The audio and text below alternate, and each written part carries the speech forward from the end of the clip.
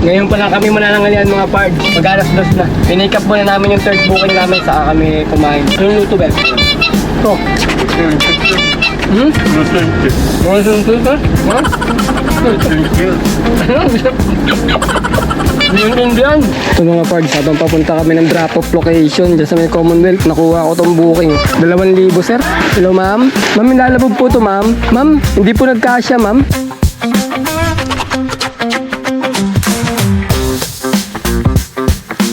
Good day mga pards! Today is another booking day na naman tayo. May 30 ngayon, 2025, Friday. Time check, 9:38 AM. First booking from Nagkaisang Nayon going to Manila sa halagang 716. Ang layo ng pick-up location ay 2.5 km. 600 kg to. Papunta na kami sa may pick-up location.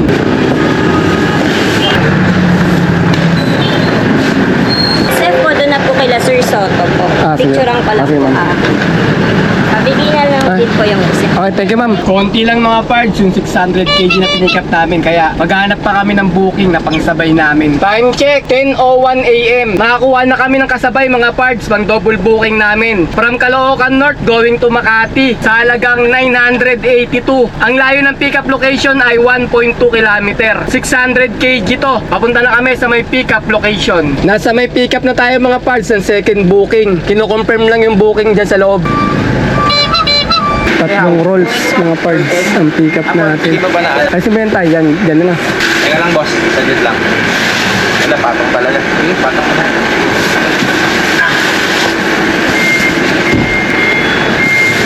Di ba malaglag yan? Hindi naman siya. Ano ba sa item namin eh? Di ba malalaglag ng karton tay? Baka mabasag. Babasagin niya boss. Babasagin sir. Di babasagin niya pag nabagsakan. Tissue lang? Tissue lang. Sige. 5 boss. 5. Tapos Sige. 30. 2, 4, 6, 8, 10. Taga 10. 2, 4, 6, 8, 10. 2, 4, 6, 8, 10. Sige. Sure ba? Pangalan po naman sir, plate natin. Okay na po. Ay, Salamat thank you po. ma'am. Ay. Doon na yung bayad ma'am, no? Sa drop-off na. Sige ma'am. Okay, na-pick up na namin yung dalawang booking namin. Papunta kami ng drop-off location. Yung Makati muna unahin namin mga pards. Ang layo ng drop-off location ay 22 km.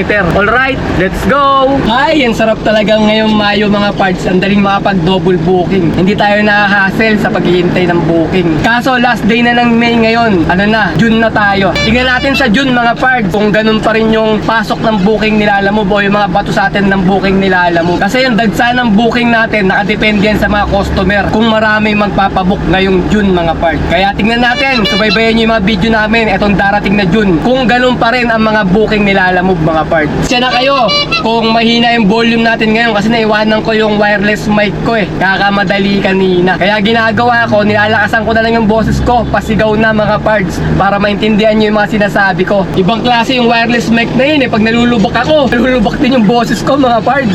Pero didiskartehan ko na lang, ang gagawin ko na lang, magsasalita na lang ako pagka hindi gano'ng mabilis yung takbo namin, ganyan, magkukwento ako. Pero pagka medyo mabilis, tas bigla ka nalubak, ayun nga eh, nagkagaral-garal yung boses niya. Nasa may General Luis tayo mga pards, tapos dadaan kami ng C5 Mindanao Avenue. Medyo mabagal yung daloy ng traffic dito. Pagkatapos kumaliwa tayo ng P. de la Cruz. Okay na yung kalsada rito mga pards, dati kasi lubak-lubak to eh. Ito talaga yung main road na dinadaanan ng mga truck, kaya madaling nasisira to. Buti nga dyan yung Mindanao Avenue, in-street na nila yan eh. Palabas ng General Luis, ginawa na ng kalsada. Pero hindi pa open sa mga truck, kaya bali dito pa rin dumadaan yung mga 10-wheeler truck, yung mga dibali na truck, dito silang daanan. Doon yung sa kabila, doon dumadaan yung mga private. Pero ewan ko, marami pa rin dumadaan ng mga private dito eh oh. Kasi doon sa kabila, medyo may mga harang pa eh, kakatapos lang gawin ngayon yun eh. Hindi pa gano'n talagang open, kaya halos dito pa rin dumadaan yung mga private car. Shoutout nga pala kay Prades Danlor. May sinabi siyang pangalan eh, ayun yung ano niya, Facebook account niya. Pangalan niya ata Roland. Sorry pards, nakalimutan ko kasi medyo busy ako.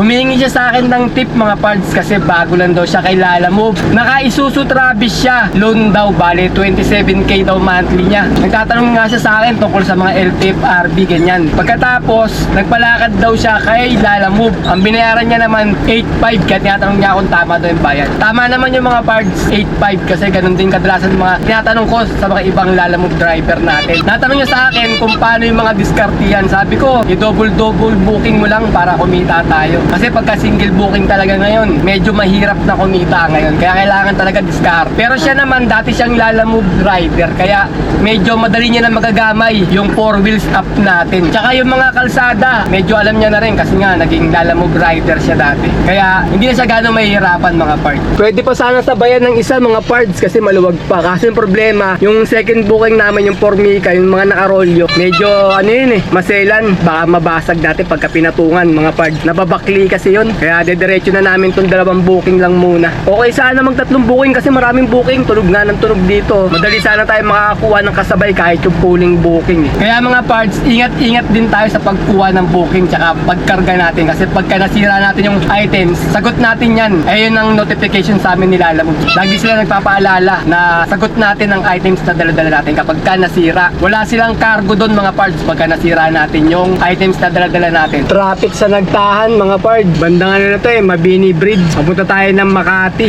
Diyan sa may Fillmore along Osmeña Highway. Drop off tayo mga parts sa may Makati. Ba? Eto. Pinapalam ko lang kay sir pa. Asan yung resibo niya? Walang binigay sir Ha? Walang binigay yung doon. Papirma lang. Nagpapirma lang siya ron Tapos, hindi kayo baka pinadala na kay sir ano? Wala, pinapakuha nga sa akin. Ay, hindi iwan ng resibo. Baka nandito, tignan mo nga tay. May box. Wala dito. Walang binigay Ilang piraso mo ito, boss? 30 to. 10, tsaka 5. 5 nitong ano. Oo, okay naman. 5, boss. Okay, sige, boss. Sino magpapaba, boss? Kayo sir.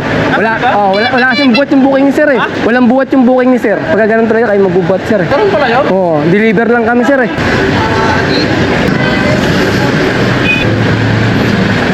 Picture ko lang sir Okay, thank you sir. Sir, thank you Okay, na-deliver na natin yung first booking. Papunta tayo sa may second booking, drop-off. Ang layo ng drop-off location ay 4.2 km. Alright, let's go! Ganyan lang mga pards, yung pag-double booking. Kailangan madadaanan natin or same ng pupuntahan or malapit sa may unang booking na nakuha natin para hindi tayo ma-hassle sa biyahe. Gaya nito, yung layo nung pangalawang drop-off namin mula doon sa may unang drop-off ay 4 na kilometro lang, di ba? Nandito tayo ngayon sa may Sobel Rojas. Pakaliwa tayo dyan ng Osmeña dahil magde-deliver tayo sa may Pandacan, Manila mga pards. Dire-diretso na lang nyo pagdating dyan sa may Quirino Avenue. Alam mo ma'am? Ito pala. Drop off tayo mga pards, second booking. Dito tayo sa may Pandacan, Manila. Dalawa. Magayos. Apo ma'am. Hindi ba? Thank you po. Ay, magkano po? Ano ma'am? 716 ma'am. Yes ma'am. Nandito kami ngayon mga pards sa may Jesus Street sa may Pandacan. Bababa kami ng Binondo. Malapit lang naman 3.6 km lang. Ayan yung mga booking Bali lumalabas doon din 4 km, 6 km. Kaya bababain na lang namin to sa may Binondo para makakuha kami ng magandang booking. Time check, 1:25 PM. May pangatlong booking na kami. From Manila going to Commonwealth sa halagang 1,111. Ang layo ng pickup location ay 1.2 km. 1,000 kg to. Papunta na kami sa may pickup location. Okay, Diyan na lang sa labas. kasya ba yan? Di yata. Yan, ganyan na lang. Yan, pwede naman yun.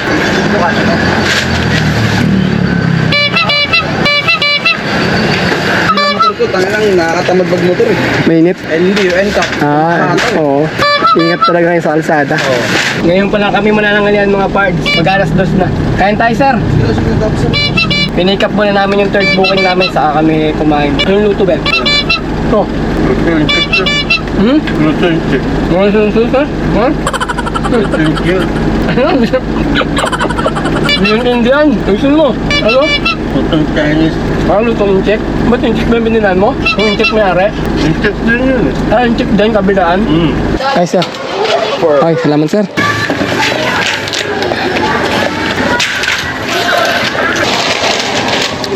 Ito mga pards, habang papunta kami ng drop-off location dyan sa may Commonwealth, nakuha ko tong booking. 2,000 sir, nagtyaga na namin, laban na to.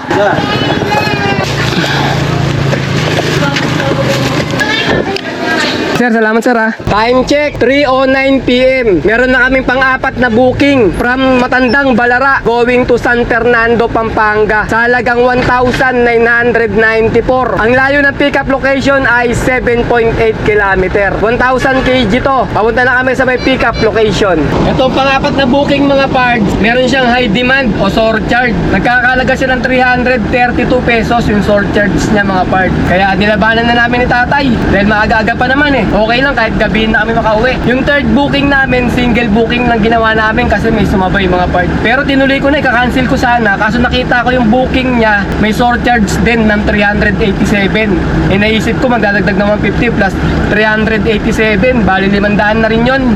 Kaya sabi ko, ituloy na natin kahit isang booking lang dahil malaki din naman yung surcharge niya eh. Parang nag-double booking na rin kami mga parts, kaya dinaretso na namin yun. Buti nakakuha kami ng isang booking ngayon, papuntang San Fernando, Pampanga, 2,000 na rin po.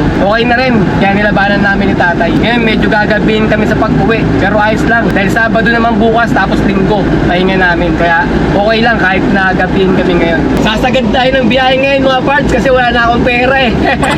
Naubos yung pera ko kakalakwatse. Babawi tayo ngayon ng biyahe. Nakalagay sa may booking niya, San Fernando lang mga parts. Wala siyang lugar na pupuntahan. Kaya tinawagan ko agad kasi baka mamaya San Fernando La Union pala yun eh. Mapapalayo tayo tapos 2,000 lang. Kaya sinigurado natin, tinawagan ko. Sabi ko, ma'am, saan ba ito ma'am? Papunta ng San Fernando, Pampanga. Sabi niya, oo, San Fernando, Pampanga. Malapit sa may Telebastagan daw. Doon niya malapit sa may SM doon. Kaya sabi ko, okay, puntahan namin sa pick-up ma'am. Pero kung sinabi niya, La Union yun, cancel. Ang layo nun eh. Kasi may ganun minsan eh. San Fernando lang din nakalagay pero La Union pala. Ay, Choy. Sir, lalamog po sir pick-up kay Choy. Ay! Kapag kaso yung dalawa, hindi kaso dito sir. Ilang piraso ba yun sir? Dalawa? Kaso di ba? Gilid na lang. Pagilid. Higa natin. Hindi pa rin kasya. Kasya eh. Yung Travis kasi walang tambol eh. Sa amin kasi may tambol. Kaya nauumpog yan sa may tambol. 27 mil. Tama. Saan family? Hindi kasya. Hindi ata kasya sir. Yung suwat nila eh. Kulang. 54, itong dalawa sir. Pag tinanggal tong mga upuan na to, Sakto. 57, sakto. Walang Ito. upuan. Pero may tambol siya ron. Kung nakababa yung upuan, Hindi magkakasya. hindi, nakaangat. Wala sa gitna. Atong. Hindi ka kasya. Ano yun? O, ito o.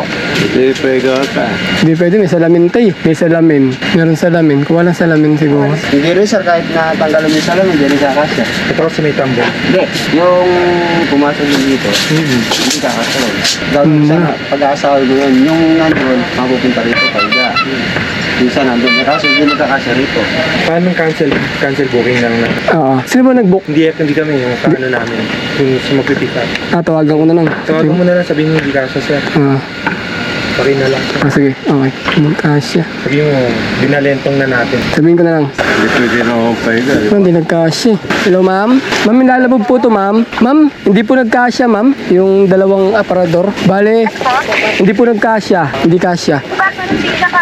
Opo, ma'am. Ano na lang, ma'am? Ganito na lang. Ang ano nyo dyan, mag-request na lang kayo ng H100 or Travis. Ganun. Mas malapad kasi yun, eh.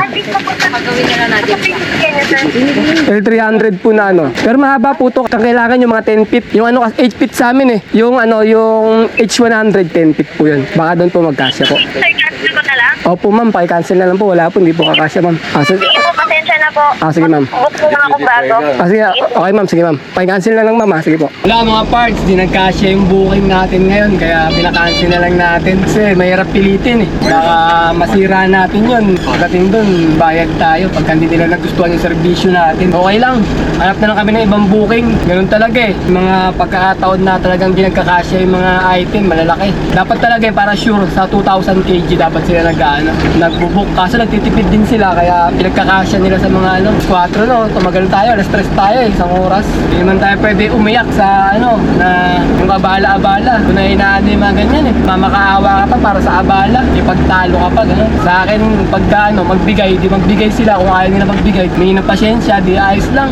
Nung araw, ganun ginagawa ko eh. Pagka nakaka-cancel, humingi ako ng nakikipagtalo pa ako. Mahirap din makipag-diskusyon minsan eh, pagka ganyan eh. Nakikipagtalo ka pa sa Sir, hindi nagkasya eh. Kinancel na lang nung Saan kayo galing? Rider Loop number R3. Yung ginagawang ano doon, Wala, ba't ba silipin niya? sa mga tay, silipin tayo. Ito mga parts, may nakuha kaming booking, pampalit natin sa na-cancel. Time check tayo, 3:58 PM. Pang-apat na booking to, from Commonwealth going to Pasong Putik proper, sa halagang 691. Ang layo ng pickup location ay 6.1 km. 1,000 kg to. Papunta na kami sa may pickup location.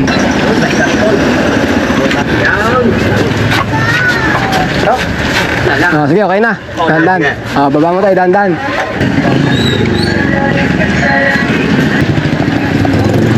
Baliktad kaya natin. Up, saan ka? Baba konti. Yan. Ha? Kung kano yung sakap? Dito ba bayad, sir? Oo, bayaran ko. 641, sir. 350. Nakapapanalo. Sir, okay. Okay, na-pick up na natin yung pang-apat na booking. Papunta na kami ng drop-off location. Ang layo ng drop-off location ay 9.7 km. Alright, let's go! 4:30 pala ng hapon, parang gabi na oh. Kasi mukhang uulan mga pards, mukhang malakas na ulan to. Ano nga ba sinasabi mga pards? Ulan na eh, umulan na nga. Ayun na mga pards, binababa na nila yung aquarium. Time check tayo mga pards, 5:12 PM, alas 5 ng hapon. Umuulan pa rin. Baka uwi na kami ni tatay, last booking na namin to. Mamaya sabihin ko sa inyo kung nakamagkano kami ngayon. Income reveal tayo mga pards, bali nakaapat na booking kami sa maghapon. At ang kinita namin ay 2,820.